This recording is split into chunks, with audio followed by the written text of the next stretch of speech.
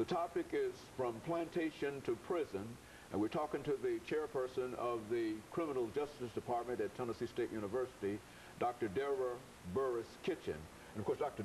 DBurris-Kitchen, let's see if we can pick up where we left off the last time, because I think that you were giving us some excellent information relative to how African-American males, in a real sense, were made criminals, and it was to the advantage of a large number of economic groups that happened. Let's pick it up at that instance. Okay, once I was just going through Reconstruction real quickly. Now I'd like to just kind of move on to the late 1800s and the decision of Plessy versus Ferguson, which at this point made all southern states made it legal to make it separate but equal as far as education system, and also just legal segregation, period. And a lot of African Americans fled to the north to escape, you know, this oppressive, segregated system, but found when they got to the north that things were, the job market was not opened up to them, and they came in as opposed to labor union workers, they came in as labor union busters. And if they didn't want to find, or if they didn't find a job, not that they didn't want to, if they couldn't find a job right away in the north, they were criminalized as well, because they were, you know, they were trying to find a job, and then if they couldn't find one, had no money, of course, you know, they got involved in some maybe illegal activity that was not really harmful to other people, but we like to call them victimless crimes in criminology, so that they could make a little money because the job market wasn't open to them in the north like was promised to them when they moved to the north. But in the south, those that stayed in the south, segregation was a very real system that let them know, as a slap in your face, the racial hierarchy exists in this country, and if you don't abide by the racial hierarchy, that you will be criminalized and you will be punished. And the Ku Klux Klan was in full force at that time, terrorizing African Americans. He tried to get a quality education. He tried to integrate the workforce, or tried to integrate schools, or tried to do anything that was against this racial hierarchy that was constructed through Plessy versus Ferguson. You could be criminalized again for very minor offenses, and a lot of African Americans were criminalized for minor offenses, especially in the Jim Crow segregated South. The image of African Americans as you've got to force them to work because they're lazy and they don't want to work on their own was still in existence at that point too, as well as the African American was a dangerous person who, and then at this point drugs came into play.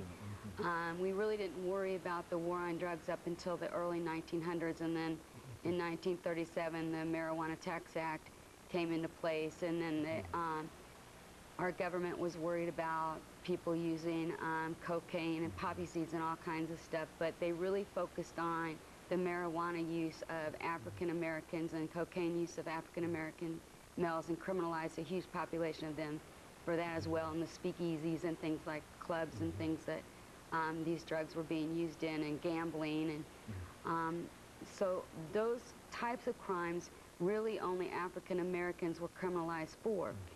The interesting thing about the Jim Crow era that's kind of different about the era now and convict leasing and slavery before it is actually the incarceration rates matched the arrest rates. Although the arrest rates were higher than their average population. They were about 30% starting when we collected data. But that's what their incarceration rates were. But through slavery and convict leasing, their arrest rates were always, or their conviction rates and their incarceration rates were always a lot higher than, you know, the crimes that they were allegedly out there committing. But during this point, even though they focused on we're going to arrest a lot of African Americans, their crime rates and their incarceration rates kind of matched.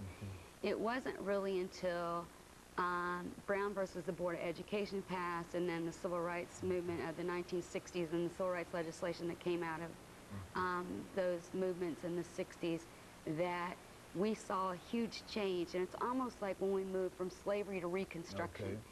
After 1965, blacks began to make a lot of progress again, economically, politically, socially, in education, and it wasn't but, let me think, 65 to about 72. 72 is when the war on drugs really took place. So it's almost like it was a planned attempt to assault the progress of the African American community, because because the progress was happening so quickly after the civil rights legislation took place, as far as interest in colleges and universities, quality schools starting to emerge for African Americans, and education again being the key to the ending of the oppression and exploitation of people of color in this country. And it's like, okay, now we've got this war on drugs. And the war on drugs has moved the prison population of African Americans from being about 300,000, about what it was during the convict leasing period, but there were more African Americans in the 70s. So, but in the 70s period, there were more African American in 1970s. So they were really not. It was really not a huge population of people who were incarcerated. We're talking overall the prison population about 500,000, and they probably made up maybe 100,000 of that population. And then about the middle of the war on drugs in the 80s, that population of African Americans just skyrocketed. The general prison population skyrocketed, period, from about 500,000 in the 80s to about, well, we're at 2.5, over 2.5 million right now just in prison. And out of that 2.5 million just in prison right now, over 1.5 million are people of color, whether it's blacks and Latinos. They didn't even count Latinos as people of color until about I think it was the mid-90s on the Bureau of Justice Statistics. They threw them in white. So really the image of people of color being overrepresented in the prison system is distorted, because you know, if you throw Hispanics in with African Americans and include all people of color, you're talking about 70% of the prison population that's in there for nonviolent drug offenses are people of color. And if you look at the federal level, it's like 85%.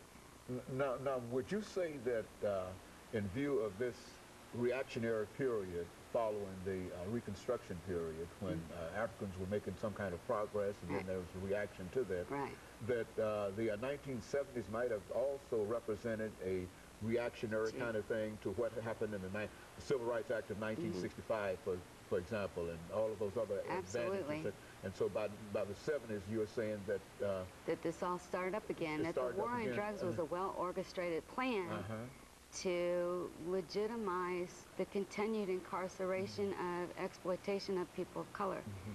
Now, if we say that, then who should we point to? I mean, is there a governmental entity, or is there a movement somewhere that's tended to indicate this? I don't know if we can point to an individual as much as we can point to a structure.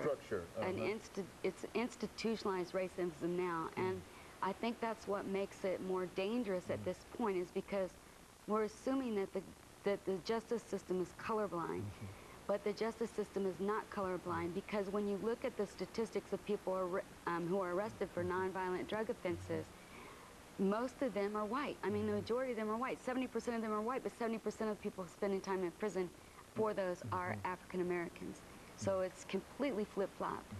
And I think we need to let people know that this is happening. People need to be struggling for the removal of this system in the same way that they struggled for the removal of Jim Crow, for the removal of slavery, because the same results are happening.